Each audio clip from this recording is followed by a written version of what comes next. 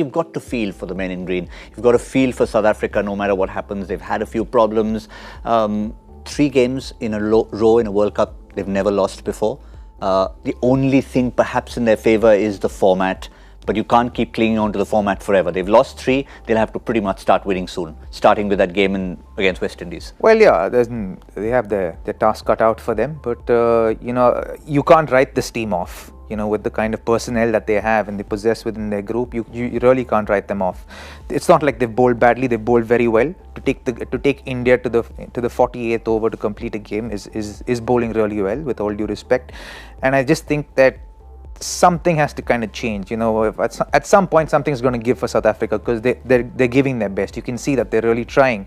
Rabada showing emotion, a little bit of frustration. That's going to happen. But you know that something's going to give at some point. And once that happens, you can see, I think, a turnaround as far as South Africa is concerned.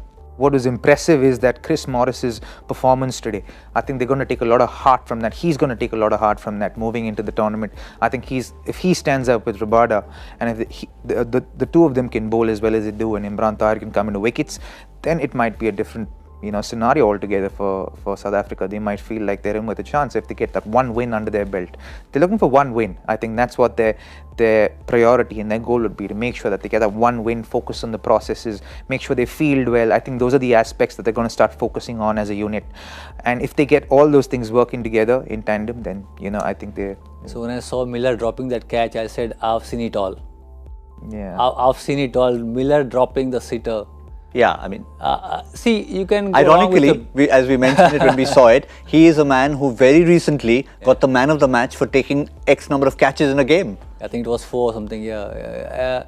So see, batting, bowling, you can go wrong, and you can go back to nets and of course do some planning and meetings, so you can come back and make it right. But I've never seen South African fielding the way they did today. In the previous matches also, Rabada dropping catch at the deep fine leg, easy ones. They are fumbling. They've not been sharp in this tournament. So that's probably, I've never seen South Africans doing committing mistakes in the fielding department. See, bowling, batting, I can still understand, because it's the early days of the tournament. Though they have lost 3, you have to really come back hard and win a couple of matches in a row to be in this tournament. But fielding, small things you want to pick up. How happy they are as a squad.